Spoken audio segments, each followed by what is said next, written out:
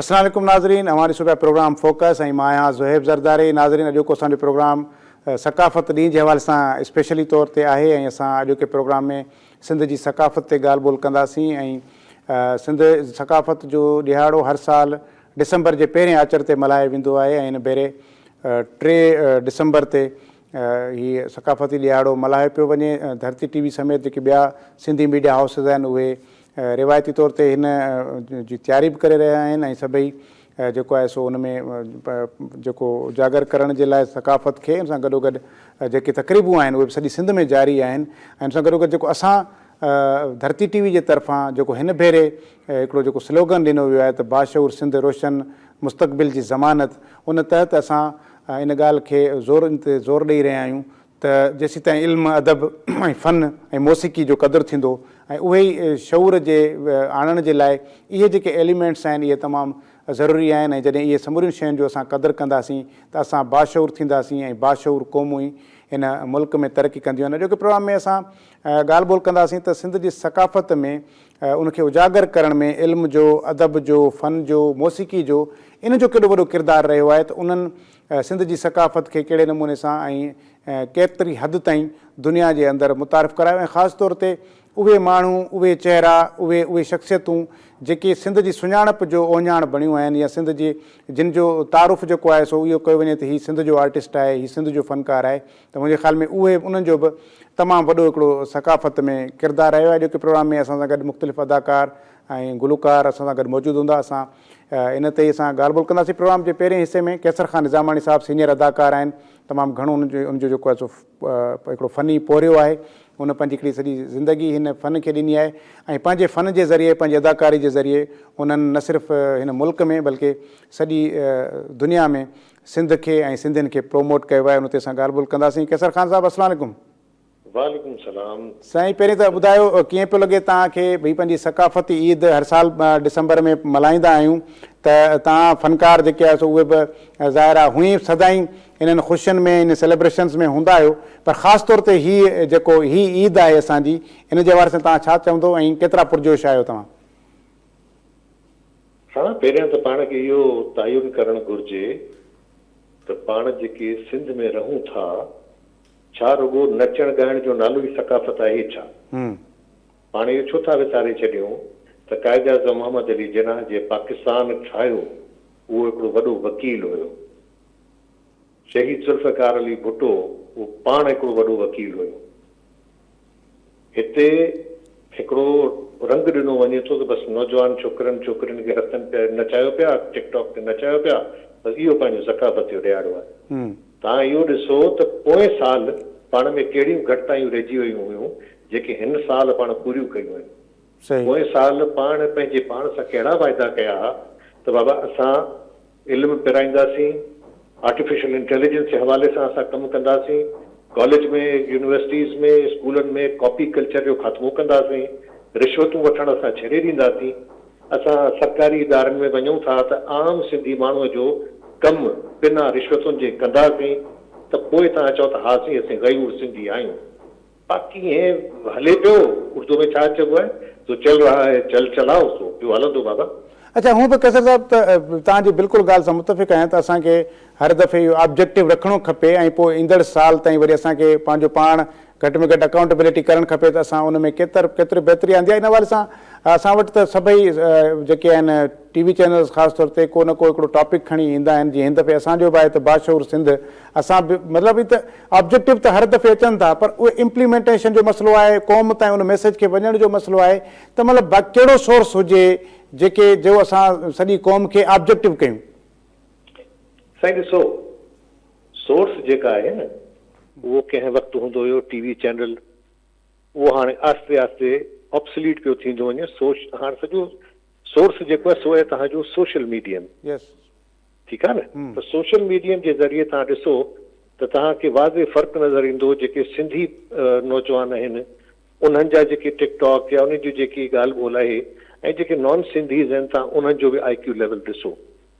पाण वटि रुगो गार गंद पियो हले, सही ॻाल्हि, अजीब हिकिड़ियूं शयूं पियूं हलनि। मूंखे टीवी ते इहा ॻाल्हि न करणु घुरिजे, पर हक़ीक़त ऐं सचाई बि इहा ई आहे त पाण अॻिते वधणु चाहियूं कोन था।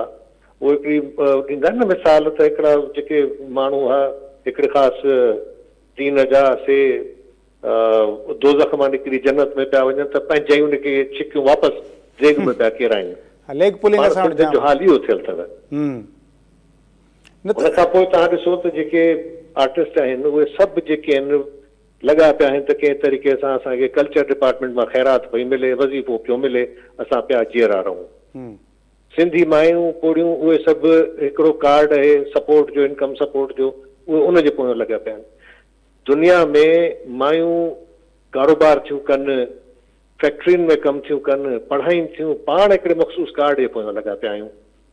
सो महिरबानी करे इहा पिनण वारी आदत जेसीं पाण छॾींदासीं कोन तेसीं पाण अॻिते कोन वधंदासीं। न त कैसर साहब इन सकाफ़ती हिन ॾींहं जे खे गॾु खणी करे पाण जेके तव्हां जेके शयूं कयूं इन में को शक कोन्हे त इहे अवगुण असां वटि मौजूदु आहिनि। इन्हनि अवगुणनि खे ख़तमु करे असां गुणनि तरफ़ कीअं वेंदासीं? इन इहो जेको सकाफ़ती ॾींहुं आहे इहो केतिरो मददगार साबित थी सघे थो? बाबा जेसि ताईं पाण पंहिंजे पाण सां वाइदो न कंदासीं त अॼोके सकाफ़ती ॾींहं ते कैसर पंहिंजे पाण सां वाइदो करे थो त उहो पंहिंजे अंदरि सलाहियतूं पैदा कंदो त पंहिंजो रोज़गार नौकरीअ खां हटी करे बि कमाईंदो, रुगो सरकारी नौकरियुनि जे पोयां कोन वेंदो। जंहिं ॾींहुं सिंध जो नौजवान इहा ॻाल्हि सम्झी वियो, पंहिंजे पाण सां सचो थी वियो, त तव्हां यकीन कयो त हर पंहिंजो सकाफ़त जे ॾींहं ते तव्हांखे सिंध में हिकिड़ी पॉज़िटिव चेंज नज़र ईंदी। ऐं इन जी ज़िमेदारी टीवी चैनल जे मथां बि वञे थी, पंहिंजा जेके रिलीजियस स्कॉलर्स आहिनि उन्हनि जे मथां बि वञे थी, पंहिंजा जेके थिंक टैंक्स आहिनि उन्हनि जे मथां बि वञे थी त पंहिंजे नौजवान खे ग्रूम कनि, उन्हनि खे सम्झाइनि। बाबा रुगो टिकटॉक जे पोयां न पओ, रुगो जेको इन्हनि मोबाइल फोन में न पओ, पॉज़िटिवली पंहिंजी सलाहियतुनि खे थोरो ग्रूम करियो।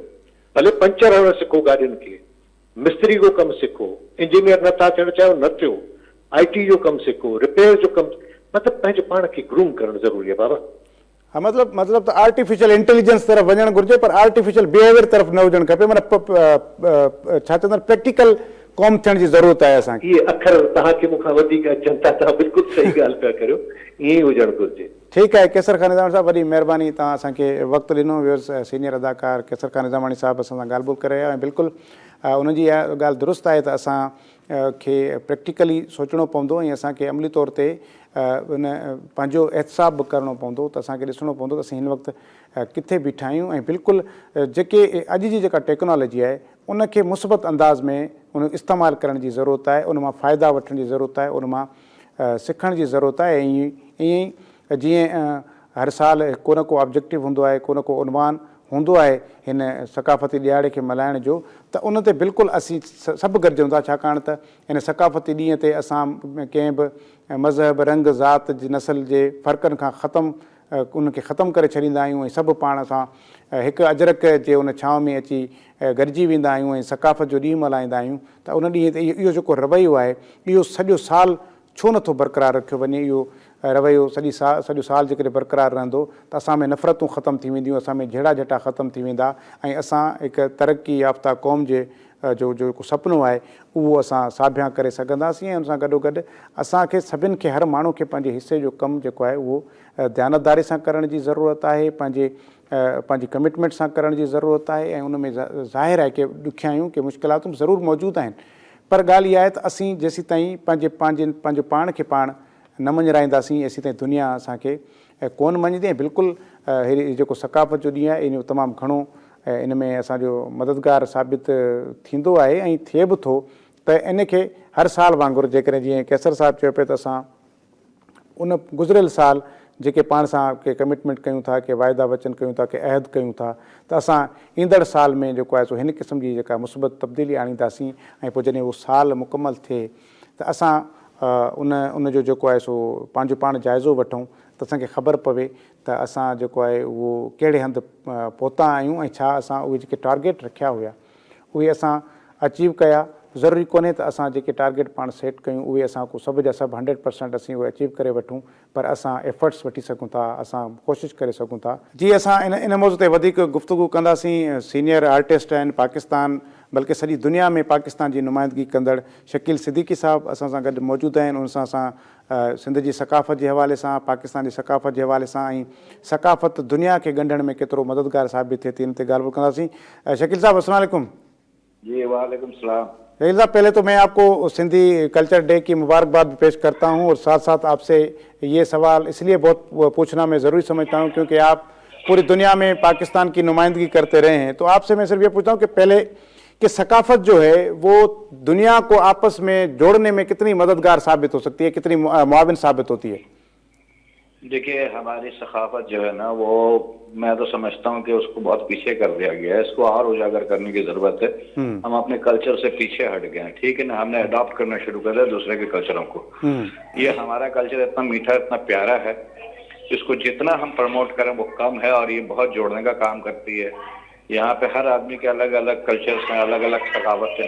अब मैं सिंध का बेटा हूँ तो जाहिर है कि मेरा कल्चर सिंध है और सिंध की सकाफत है, तो बहुत जोड़ने का काम करती है, और इसको ऐसी तरह से जारी और सारी रहना चाहिए। इस पे एक नहीं कई 100 प्रोग्राम होने चाहिए। शकील साहब, आप फ़न से की फील्ड से ताल्लुक़ रखते हैं, तो बताइएगा कि फ़न जो है, इल्म, अदब, फ़न, मौसीकी, अदाकारी, ये चीज़ें या कॉमेडी भी, ये कितनी इसने कितना किरदार अदा किया है सकाफत को उजागर करने में? देखिए, हमने स्टेज प्ले किया। जब प्ले किया शुरू में तो हम टेलीविजन पे हमें कोई आने नहीं देता था, ठीक है। तो उसके बाद हमने वीडियो के जरिए अपने कल्चर को प्रमोट किया, अपने थिएटर को, अपने ड्रामों को दुनिया में हर जगह पहुंचाया। तो हम तो अपना काम कर रहे हैं 40 साल 42 साल से, और इसको मरते दम तक करते रहेंगे। तो फन जो है वो जो किसी भी के माशरे का जो है ना आईना होती है जी। कुछ लोग उसमें अपना चेहरा देख के डर जाते हैं, कुछ समझ जाते हैं। तो फनकार का काम है उनको उनकी सूरत दिखाना, उनकी शक्ल को दिखाना, और उनको हमारा मसला होता है कि हम एक ड्रामा करते हैं जी, तो उसमें मैसेजेस हमारे ऐसे होते हैं कि कोई ऐसे मैसेज होते हैं कि भाई आप आराम से रहें, सुकून से रहें, अपने मुल्क की तरक्की में काम करें, और जो है ना जी, तो ये हमारा काम है। अच्छा शकील साहब, कर रहे हैं। जी शकील साहब, एक और चीज़ ये कि हमारे पास जिस तरह कुछ जो समाजी हमारे जो बिहेवियर्स हैं, जो हमारे तमद्दुन है, जो हमारी जो ज़बान है, उसमें ये कि अब फ़न के हवाले से बात करें या आपकी जो कॉमेडी है, अब दुनिया की कॉमेडी, ख़ासतौर पर इंडिया की कॉमेडी, वहाँ पर तो आप गए हैं, हमारी कॉमेडी कहीं ज़्यादा मैच्योर है क्योंकि हम जिस मिट्टी से ताल्लुक़ रखते हैं वहाँ एक तहजीब है, एक तमद्दुन है, तो वही तहजीब और तमद्दुन हमारे फ़न में भी नज़र आती है। बिल्कुल बिल्कुल, हमारी जमीन कॉमेडी के मामले में बहुत तेज है, और हम अगर इंडिया से किसी चीज में आगे हैं तो वो सिर्फ कॉमेडी में आगे हैं। बाकी वो फिल्मों में, ड्रामों में एक जमाने में बहुत आगे थे। हम पीटीवी जब था, हम पीटीवी से ड्रामे करते थे, लोग हमारे ड्रामों को वहाँ पे, मैं तो इंडिया में रहा हूँ बाकायदा 10 साल, तो वहाँ लोग सिखाने के लिए हमारे ड्रामे दिखाते थे उनके आर्टिस्टों को, अपने आर्टिस्टों को, ठीक है ना। अब ड्रामा भी हमारा कहीं जो है ना, लेकिन अभी भी अच्छा काम हो रहा है, बहुत अच्छा काम हो रहा है। अभी भी इंडिया में बहुत पसंद किया जाता है, जैसे हमारा ड्रामा मेरे पास तुम हो और बेशुमार ड्रामा ऐसे जो वहाँ बहुत पसंद किए गए। लेकिन वो कॉमेडी में हम आगे हैं और रहेंगे शायद, जिसकी वजह है कि हमारा कुछ महंगाई ने अच्छा किया हो, उम्र अच्छा कर दिया हमारा। सही, ठीक है शकील साहब, बहुत शुक्रिया, आज आपने हमें वक्त दिया। नाज़रीन, शकील सिद्दीकी साहब सीनियर आर्टिस्ट पाकिस्तान जा, सॼी दुनिया में उन्होंने नुमाइंदगी कई आहे पाकिस्तान जी, ऐं उन जीअं पाण चयो पियो त सिंध जो बचो आहे ऐं सिंध जी सकाफ़त खे हू बि मल्हाईंदो आहे, ऐं बिल्कुलु हिन में कोशक कोन्हे त सिंध जो इल्मु, अदब, फ़न उन सॼी दुनिया में सिंध जी सकाफ़त खे उजागर करण में पंहिंजो हिकिड़ो बहितरीनु ऐं मस्बत किरदारु अदा कयो। ऐं सभ खां वॾी शइ जेका ख़ुदि असांजे जेका कॉमेडी में आहे, जेको मज़ाक़ में असांजे में जेको हिकिड़ो मुहज़िबपणो आहे, उहो इन मिटीअ जे इन ख़मीर जो ई सबबु आहे। असां वटि हिकु तहज़ीब ऐं तमद्दुन आहे, हिकु एहतराम ॿिए माण्हुनि जे लाइ, जॾहिं त ॿियनि कल्चर्स में शायदि एतिरो ईअं इन क़िस्म जे कोन्हे जेको उन वटि खुलियल छूट हूंदी आहे, पर असां वटि जेकॾहिं कॉमेडी बि आहे त उहा बि हिकिड़े तहज़ीब अंदरि रही करे कई वेंदी आहे, या जेके ड्रामाज़ आहिनि उन ड्रामाज़ जे अंदरि, टेलीविज़न फिल्म जे अंदरि बि काफ़ी हद ताईं जेको आहे उहो सकाफ़त खे प्रोमोट कयो वेंदो आहे। प्रोग्राम जो सिलसिलो जारी आहे, ब्रेक जो वक़्तु आहे, ब्रेक खां पोइ वरी मिलूं था।